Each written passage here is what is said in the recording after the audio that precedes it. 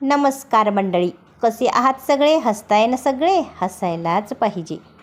तर मी आज तुम्हाला एक गोष्ट सांगणार आहे. गोष्टीचे नाव आहे शापित गाव. डोंगराच्या पलीकडे नकाशावर कुठेही न सापडणारं एक छोटंसं गाव होतं. सूर्यानं उगवलेलं गाव. गावाचं नाव ऐकायला सुंदर वाटायचं, पण त्या नावामागे एक भयानक रहस्य दडलं होतं. या गावाबद्दल एकच गोष्ट प्रसिद्ध होती. त्या गावात सूर्य कधीच उगवत नसे. आजूबाजूच्या सगळ्या गावात सकाळ झाली की प्रकाश पसरायचा, पण या गावावर मात्र कायम धुसर अंधाराची चादर असायची.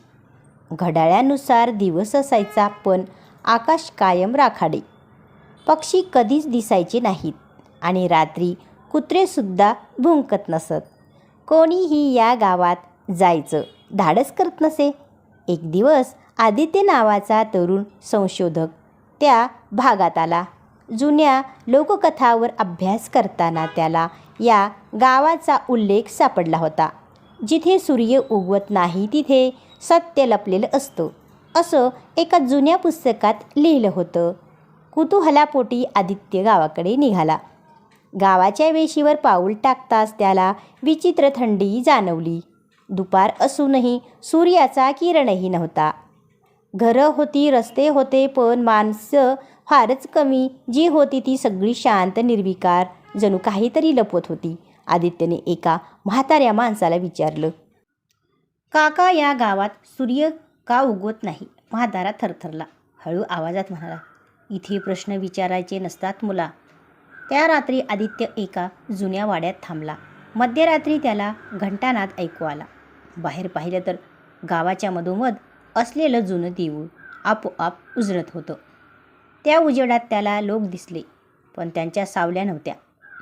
तो देवळात गेला. आत भिंतीवर कोरलेलं एक वाक्य होतं, ज्यांनी सत्य लपवलं त्यांच्यावर सूर्य कोपला. हळूहळू रहस्य उलगडत गेलं. अनेक वर्षापूर्वी या गावकऱ्यांनी एका निष्पाप साधूची हत्या केली होती. त्याच्यावर चोरीचा खोटा आरोप करून त्याला मंदिरात बंद केलं. मरताना त्या साधूने शाप दिला, या गावावर सूर्य कधीच उगवणार नाही. जोपर्यंत सत्य उजेडात येत नाही तेव्हापासून गाव अंधारात होतं. आदित्यने ठरवलं, सत्य बाहेर आणायचंच. दुसऱ्या दिवशी त्याने गावकऱ्यांना एकत्र केलं. भीतीने थरथरत एकामागून एक लोकांनी सत्य कबूल केलं. रडत हात जोडत माफी मागितली. आणि तेवढ्यात पहिल्यांदाच त्या गावावर एक किरण पडला. हळूहळू अंधार सरकला. आकाश निळं झालं. सूर्य उगवला. गावकरी स्तब्ध झाली. काही जण रडले, काही जमिनीवर बसली. पण आदित्य, तो मात्र दिसेनासा झाला.